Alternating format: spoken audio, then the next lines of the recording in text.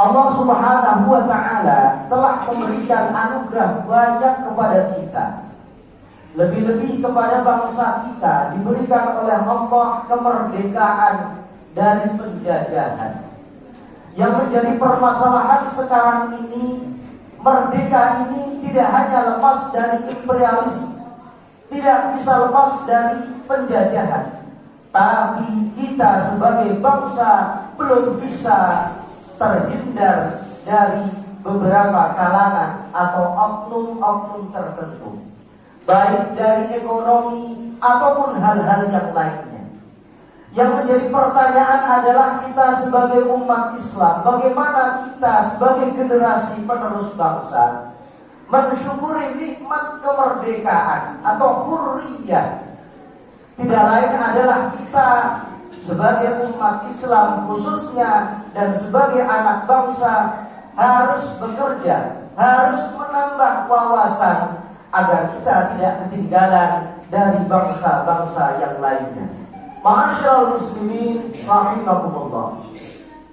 Umat Islam perlu kiranya belajar betapa saat Nabi kita Muhammad dan para sahabatnya mampu menundukkan kota Makkah yang kita kenal dengan Fathu Makkah.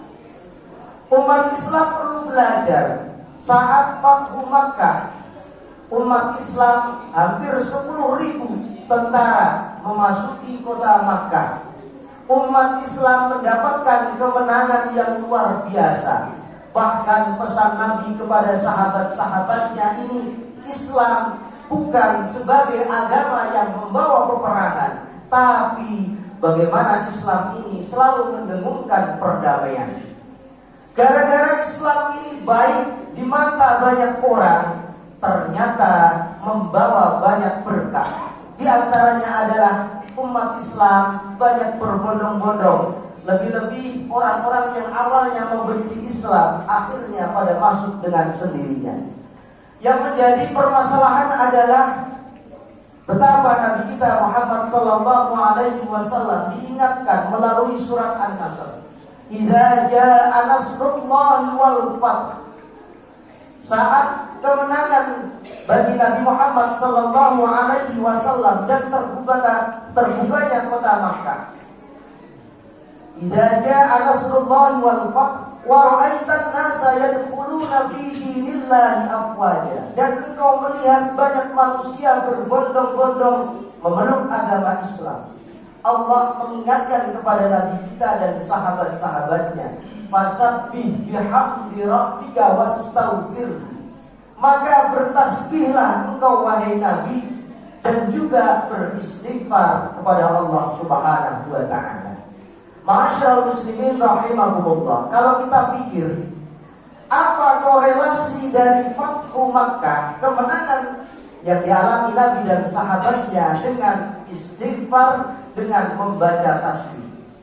Ini perlu kita gali agar kita sebagai umat Islam mengerti bahwa apa yang kita dapatkan, mulai kekayaan, mulai jabatan, mulai kedudukan yang tinggi di hadapan manusia, semuanya ini atas anugerah dari Allah Subhanahu wa ta'ala. Maka kita penting sebagai umat Islam mengerti betapa kita sudah diajarkan melalui kalimat la haula wala quwwata illa billahil aliyyil azim. Umat Islam sering membaca kalimat hauqala. Yang menjadi pertanyaan adalah kita belum mampu mengerti, bahkan memahami dalam kehidupan kalimat tersebut. Apa maksudnya la haula? Tidak ada rekayasa, tidak ada daya, tidak ada kemampuan bagi manusia, wala quwwata, dan tidak ada kekuatan manusia bisa menjadi baik. Tidak ada hal-hal positif yang Allah berikan kepada manusia, tidak lain atas kekuatan dari Allah Subhanahu wa ta'ala. Maka ini kalau kita amalkan dalam kehidupan, mengajarkan banyak hal. Yang pertama adalah manusia jangan sampai pernah sombong. Apa yang perlu kita sombongkan? Kalau Allah mencabut nyawa kita, kita sudah tidak berdaya. Kalau Allah mencabut kekayaan kita, apa yang kita dapatkan? Maka dari sini umat Islam diajari oleh Allah Subhanahu wa Ta'ala melalui hal-hal yang kita sudah bisa. Di antaranya kalimat istighfar, kalimat tasbih. Lebih-lebih Nabi kita Muhammad sallallahu alaihi wasallam, Nabi yang maksum, tidak memiliki dosa. Yang menjadi pertanyaan, kenapa Nabi perintahkan untuk istighfar? Tidak lain adalah istighfar tidak hanya menghapus dosa, bahkan bisa mendatangkan banyak hal-hal yang positif. Hal ini sesuai firman Allah di dalam surat Nuh. Faqul tastaghfiru rabbakum innahu kana ghaffara yursilis samaa'a 'alaikum midrar. Bahwa di ayat ini kita diperintahkan dan mempelajari kisah di zamannya Nabi Nuh untuk selalu beristighfar, minta ampunan kepada Allah Subhanahu wa Ta'ala.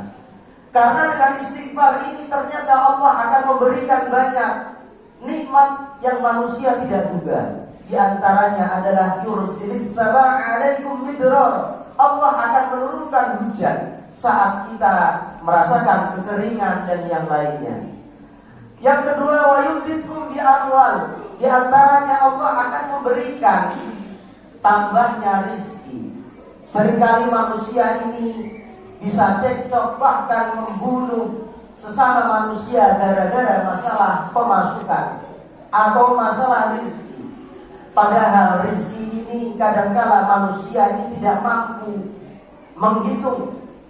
Karena pada prinsipnya rizki ini ada yang sudah digariskan oleh Allah, ada juga yang harus manusia ini berusaha atau muktasab. Maka dari sini manusia boleh menghitung pemasukannya, tapi Allah lah yang menentukan. Buktinya apa? Betapa banyak orang yang berusaha akhirnya tidak sampai menghasilkan cita-citanya. Ma'asyiral muslimin rahimakumullah, kita perlu belajar dari pengalaman Nabi dan sahabatnya saat Fathu Makkah. Maka dari sini penting kita sebagai umat Islam, sebagai generasi penerus bangsa, apa yang perlu kita lakukan agar bangsa ini semakin maju. Di antaranya adalah persis seperti petuah Syekh Zainuddin Al-Malibari, kakeknya pengarang kitab Fathul Mu'in. Di dalam Hidayatul Azdiya beliau menjelaskan di salamati dunya fisalul arba. Agar kita selamat, agar bangsa kita menjadi bermartabat, hendaknya melakukan 4 hal ini. Yang pertama adalah ghufrun li jahlil qaumi. Hendaknya kita memaafkan kesalahan orang lain, lebih-lebih kalau orang lain ini tidak tahu. Memang sulit, mudah mengatakan, mudah mengucapkan, tapi susah dipraktekkan dalam kehidupan. Tapi pastinya saat kita sudah memaafkan orang, pikiran kita akan menjadi tenang, hati kita ini akan menjadi lapang. Dan yang nomor 2 adalah kita diperintahkan agar kita sebagai umat Islam selalu belajar kehidupan agar dirinya lebih baik. Jangan sampai melakukan hal-hal yang terlarang, seperti orang-orang yang tidak mengerti ilmu pengetahuan.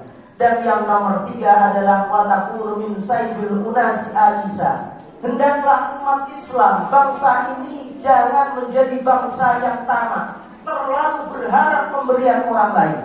Kita sebagai anak bangsa, lebih-lebih umat Islam, harus mampu membangun kemandirian dari berbagai hal, terutama masalah ibadah dan iman kita harus ditambah. Dan yang terakhir, walisaibika lil unasi badila. Kita sebagai umat Islam khususnya harus mau peduli kepada sesama manusia. Karena kalau kita teliti ajaran Al-Quran dari Al-Fatihah sampai An-Nas, Allah tidak pernah memisahkan perintah sholat dan perintah zakat. Ini menegaskan agar manusia ini baik dengan Allah dan baik dengan